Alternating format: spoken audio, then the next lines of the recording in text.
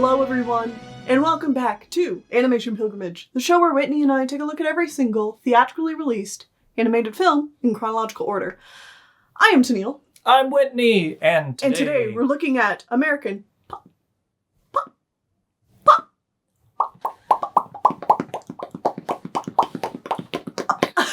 You know, that joke is not going to age at all. It's already aged. Oh yeah, people are going to look at this in 1 year even, and they'll be like, ugh, really? Just like most of Ralph Bakshi's work. Oh! Snap! No, sorry. American Pop. American Pop. From Ralph Bakshi, he's the director, funded by Columbia Pictures, from the USA. Yes. And I just gotta ask, what was the point? Yeah.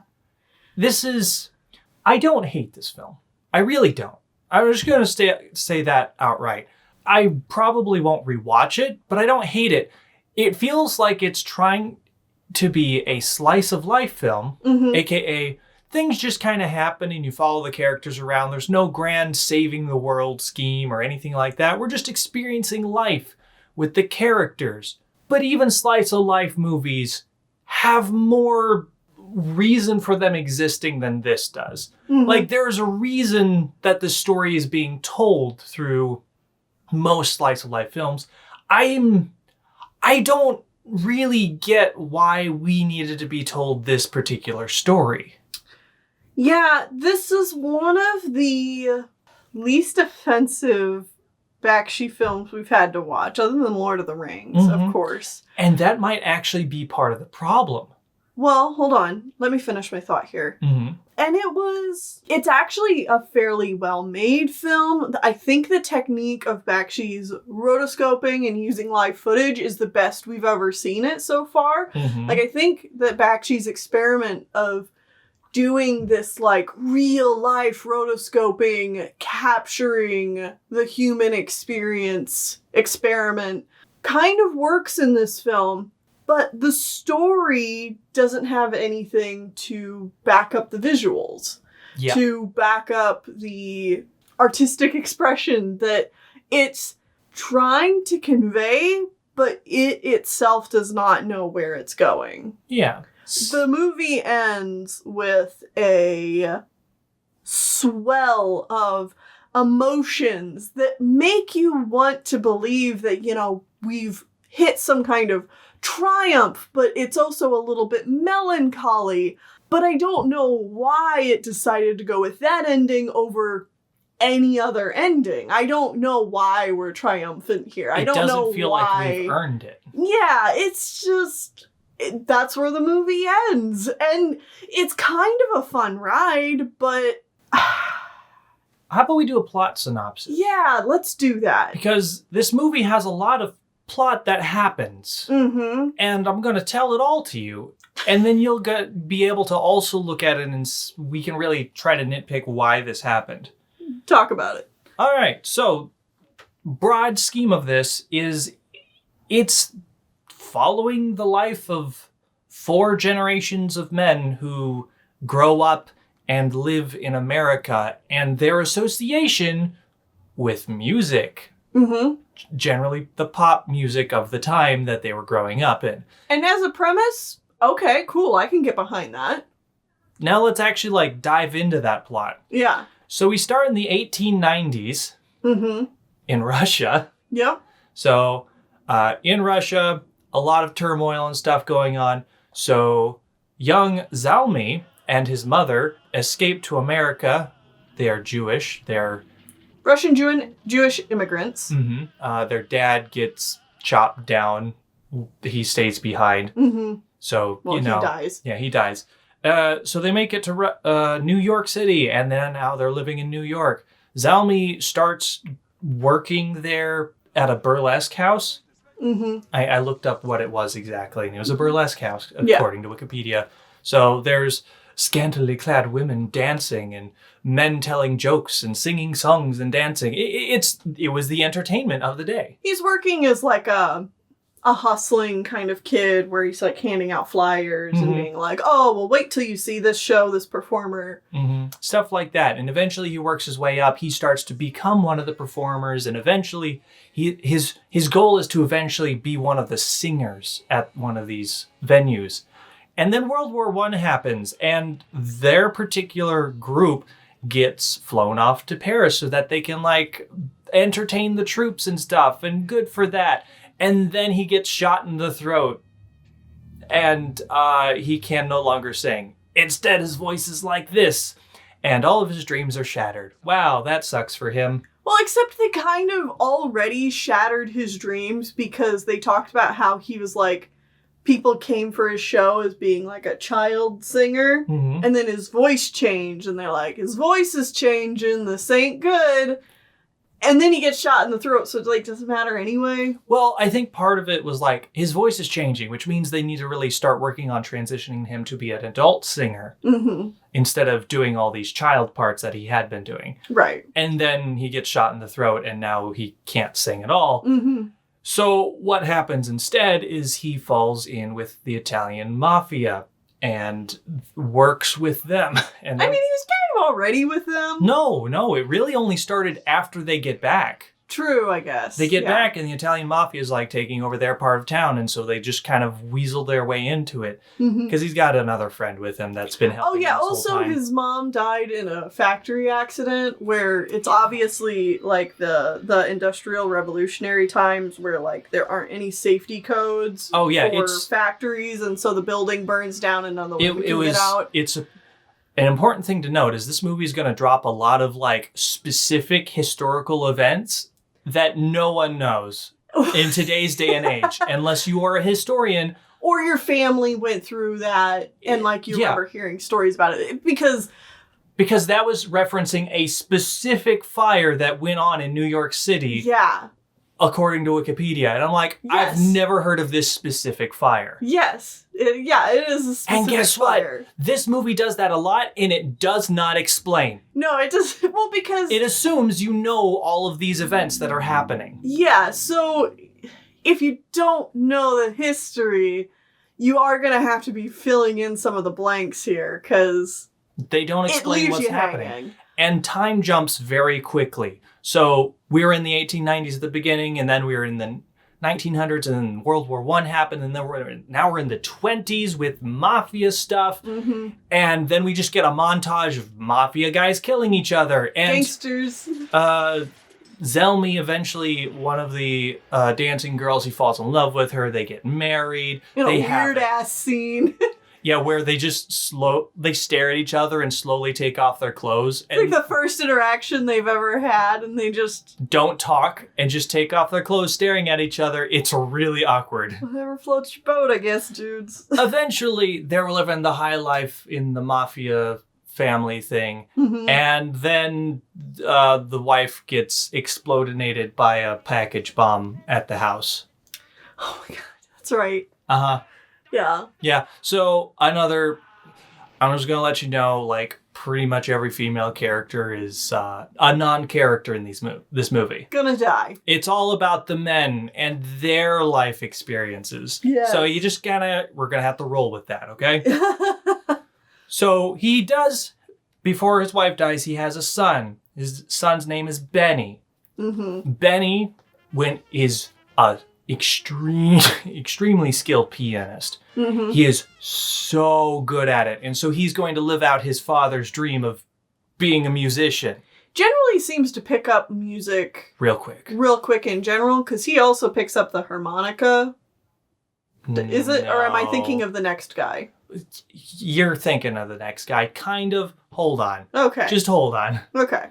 So he's an extremely skilled pianist, and he's married off to the mob boss's daughter, so he's firmly in the mafia, and he and his wife are like, well, what do we do now? I guess we have kids. And then World War II happens, and Benny decides to sign up for the draft, and he goes across, and this is when he picks up the harmonica. Yeah. And his platoon mates are like, dude, you suck at the harmonica. And he's like, well, there aren't any pianos here. Yeah, I can't bring a piano with me out in the field, so... And then they're out in the field in a destroyed town, and wouldn't you know it, he finds a piano.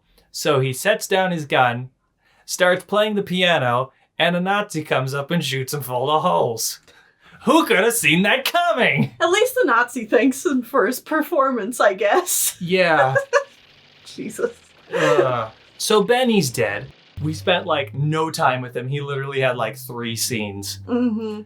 But his kid is born back home. Kid grows up without a dad. This kid's name is Tony. Tony. We spend the most time with Tony, and Tony sucks. Yeah, well, let's get to Tony. So, Tony's mom, after Benny dies, remarries another guy who's just a refrigerator salesman, and she just wants to live a non-mafia-based life.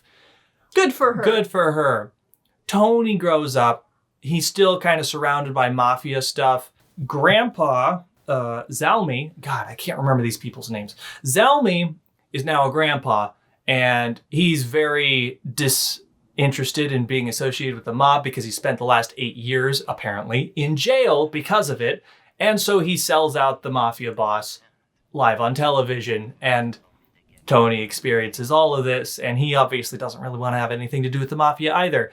He grows up and he gets really into free thinkers, man, and how the world is crap. And his mom has remarried and has had 3 more children, and he is obviously real angry with the world.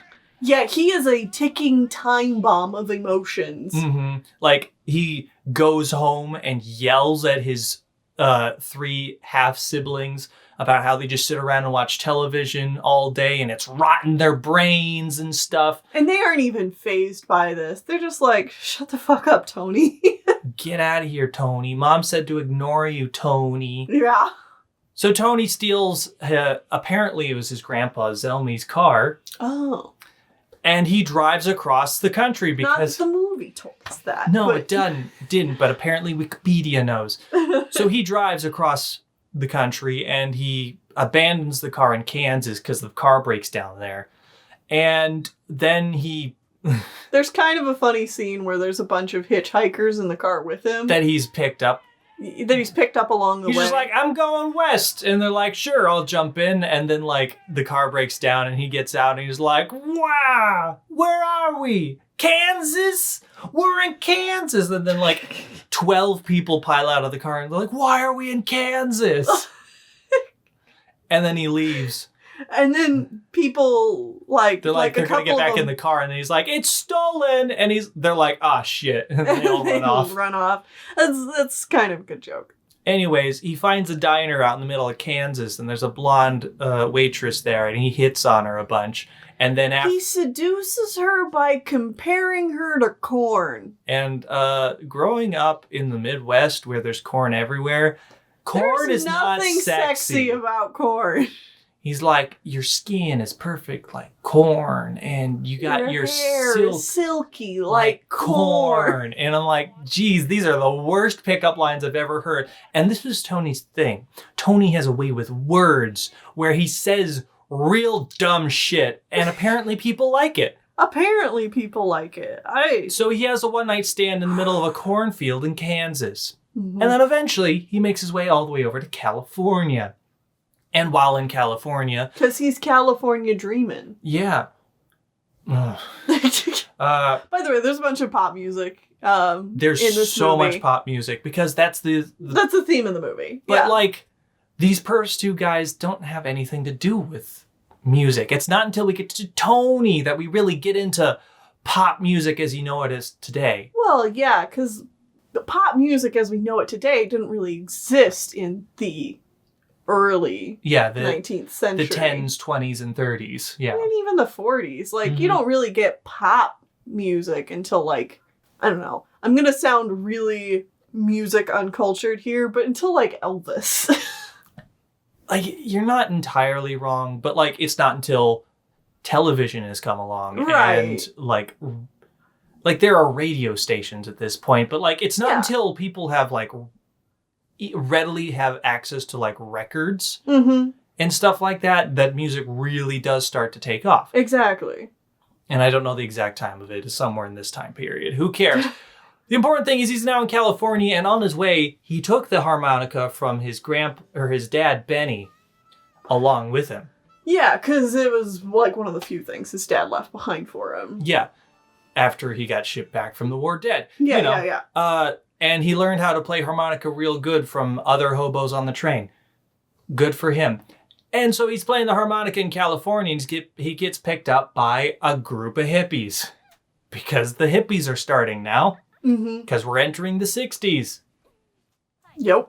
And so they're like, so what can you do? And he's like, I can't do anything. I can write songs, I guess. He can't really write music. He can write lyrics. He can write lyrics. And so he writes lyrics for this up-and-coming band. And so they become successful and famous. They're amazing hippie music stars. And he's there too because he wrote all their songs, apparently. And everybody gets real addicted to drugs. And he has The lead singer is... a case. a case. She really gets into drugs and drinking, and she eventually overdoses and dies. And that kind of dissolves the band. And Tony was like on and off having a thing with her, and then everything sucks. And eventually, I guess before she dies, they end up back in Kansas. Of course they do. And this little boy just happens to be backstage. There's a little blonde boy backstage who happens to be here. You know, very similar to the blonde waitress. Gee, I wonder who this could be. Yeah, this is little Pete. Little P. Pete. Little Pete. Little Pete. Who's Big Pete? Don't know. Never met my dad. Yeah, you definitely never met your dad. It's not this guy. Anyways, little Pete follows Tony back to New York, and they live on the streets because Tony has a crippling addiction to drugs. And Pete has to protect him. Like, he literally, like, has a switchblade and stuff like that and protects Tony and, like, will stick around Tony. And eventually they have a conversation on a bench and, like... Why do you stick around? And it's like, why do you think? And it's like, implying the obvious of, you're my dad, that's why I'm following you around. Yeah. And so Tony gives him his harmonica. And he's like, why are you giving me that? And he's like, why do you think? And, like, that's a fun little exchange. And, like, this is near the end of the 70s at this point. Yeah. Or halfway through the 70s or something. And Tony's like, give me your guitar. I'm going to go pawn it. And Pete is like, I really don't want to do that. But he does it. And he's like, all right, you stay right there. You don't move until I come back. And so he leaves. He goes out to get some milk. Goes out to get some milk, yeah, with pawning the guitar. No, he gets drugs. What do you think happens? And then 24 hours pass. And then a random guy walks up to Pete and he's like, hey, are you Pete? And he's like, yeah. It's like, I got a message from Tony. He hands him a giant package of drugs and says, hey, sell all of this. And Pete's like, does he say anything else? He said, oh, yeah, goodbye. Tony left. Because died. He either went back to Kansas or died. It doesn't really matter. Tony's gone because Tony sucks. Yeah, Tony sucks. Tony sucked the whole movie. And so now we got little Pete. And Pete just sits on the bench and then immediately he grows up and now he's an adult. And Pete doesn't get characterization. Pete just gets swagger. Pete all of the swagger. Has swagger 5 miles long. Some of the most fun animation in this movie comes from this last segment with Pete. And it's just him being swagger and just walking around handing drugs to people. So ridiculous. It is so over the top. You can't take any of it seriously, but it's also still kind of cool. Like, it's cool in a very cringy way. Yeah. So Pete is an adult now, and he's just a drug dealer in New York, and he also deals to the local musicians. And he's like, hey, I want to play my song. Otherwise, I won't deal you dope no more, or whatever the drug was. I think it was like cocaine. Yeah. And they're like, fine, we'll listen to one song. And so he plays one song, and the record label up at the top is like, oh my God, we need this kid. And so he's a pop star, and we just get a very short montage of him playing music and being up on stage, and everything's the greatest. And then the movie ends. And I'm like, we didn't get any time with Pete, so this wasn't really a struggle for Pete. Right. So why did we get this great... Yeah, it's the 80s and our music is amazing. Late 70s. Well, late 70s into the 80s because it's supposed to be modern day and it's 81. Well, it's 81, but like 81 isn't 80s music. You don't get 80s music until at least the halfway point through the 80s. Okay, but it's the current day pop music and like he's made it. And I'm just like, yeah, but we don't know Pete. Yeah. He didn't even really know Tony. And Tony didn't know Benny. And Benny kind of knew his dad of Zalmi. So, like, that's the whole arc of the movie. But, like, it doesn't feel like Pete earned this ending from the rest of the characters, you know? Right, because it's supposed to be a, like, generational buildup of like this dream of performance, this dream of like making it in the music industry. But that really only comes into play when you get to Tony. And Tony sucks. Well, no, regardless of their personalities, because I don't think any of these guys are like super likable. I think of all of them, Benny was probably the most likable. Yeah, because he was super heckin' chill. Yeah, he's just chill. He just wanted to play piano. I don't blame the guy.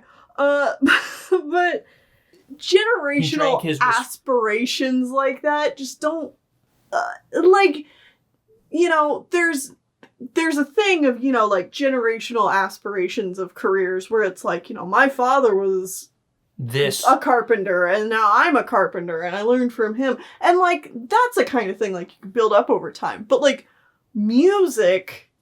doesn't work that way. These fathers and sons don't spend enough time together to make that, like, passing the baton of music knowledge to, you know, make your child a better performer than you ever could be. Like, that... It's not like a build-up. It's not there. It's not even the same build-up of skills. No. Because, like, Zelmy was a stage performer. And then he wanted to be a singer and that didn't work. And then his son became a pianist. There is not a connection there other than performance music in some way. Yeah. And then Benny dies before Tony ever gets any music tutelage. And he can't play music worth crap. He can only write words. Right. And they try to like hand wave this away with like, oh, Benny was a prodigy, so maybe like some of those genes go on to you. And it's like, bullshit. Get that out of here. I hate that. That's not how that works. No. And then Pete actually does like take, like there's a tiny little bit there where Tony is supposed to still be writing music and then he doesn't. And then Pete steals the music and finishes it. So his pop songs at the end are, I guess, co-written sort of by Tony, but like he actually put in the effort to do everything. And like we don't get to see that. You could make an argument that the segment at the end is a culmination of these skills. Like Pete has the performance, he has the being able to play, he has the lyrics. Because he has all of it. But we don't get to see it. No. I feel... And he's so disconnected from future or from his past generations that, like, it doesn't matter. It's just kind of a coincidence. That he happened to get good at music as well. Yeah. So, another thing I want to talk about with this film is that it's, again, one of the least offensive Bakshi films we've seen. And... I feel conflicted about that because... For one, I appreciate that it's not as edgy. Yes. But at the same time, it's also much more boring because there's nothing offensive going on. Yeah, and that's the thing that I'm going to kind of throw a bone to the Bakshi stands who have berated our reviews of Bakshi's work at this point, is that I think Bakshi is best when Bakshi has a bite and is offensive and is showing these minority groups, even if it's in a very unpositive light, and even if it's just not something that I want to see or I think is done very well. But I think that is Bakshi's voice. I think that is where he works best. Mm-hmm. And I think that this film suffers because it does not have that. Yeah. I think this made this film a much more enjoyable experience for me personally. It's one that I actually feel like I can recommend to people. I think it's got style. I think it's got at least a very technically interesting production quality to it. I think it's an interesting premise, but I think it's a bad story, and I don't think it's very... The pacing is very bad. I don't think it's very representative of Bakshi's work as a whole. That is completely fair, I would say. I think the biggest problem is like just the pacing. I feel like we spend the wrong amount of time with the wrong characters. Mm-hmm. Like, we don't get an even distribution of the 4 characters. Mm-hmm. Zelmi has, like, I would say the first 15 minutes. Benny has 5 minutes. Mm-hmm. Tony has 50 minutes of the movie. And then Pete has the last 5-minute montage. Yeah, I think... That is very unbalanced. I think this movie would have satisfied me a lot more if it was a lot more about Zelmi and if it was a lot more about Pete. Mm-hmm. And maybe seeing Pete find his great-great-grandfather, if he's still alive at that point, and, like, reconnecting with him, and then, like, that kind of puts, like, the whole story, like, it all comes back around kind of thing. Mm-hmm. And I think it would have felt more connected that way. But yeah, we spend so much time with Tony, and Tony's a piece of shit. And yeah, I don't know. This movie is both one of Bakshi's most competently made films, but also least memorable. Yeah, I think that is a very good way of looking at it. So anyway, going into the history of the production of this film. After Lord of the Rings, Bakshi wanted to take a break from the fantasy genre. Obviously, he made Wizards and Lord of the Rings, mm-hmm. and he was like, all right, no more of that for the time being. I need a break. I want to make more personal stories again. Mm-hmm. So he pitched the next, essentially 3 films that he's going to be making in the next 3 years. Okay. So this was the first one to release, which is American Pop, obviously. And then he will also be releasing Hey Good Looking next year. And then the year after that, in 1983, is Fire and Ice. And then there's going to be a really long hiatus of Bakshi work after that point. Okay. But we've got 3 films here in a row. And I've heard about those other 2, but I know next to nothing about them. So yeah, who knows what quality they'll be. Bakshi in particular for this film laments the difficulties of capturing an actor's performance in rotoscoping. And I want to say, it's interesting hearing him going on record about it for this film in particular, because I think in this film in particular, the rotoscoped acting works pretty well. Mm-hmm. Like, it's true. Rotoscoping facial animation is extremely difficult to do. You lose a lot of the subtleties. Yeah, I think that's one of the biggest problems in this movie in particular is characters aren't really emoting enough for being animated. Yes, but this is also... It's difficult because while I agree with you, it needs to be more exaggerated. Mm-hmm. For rotoscoped animation, this is really good. Yeah. So...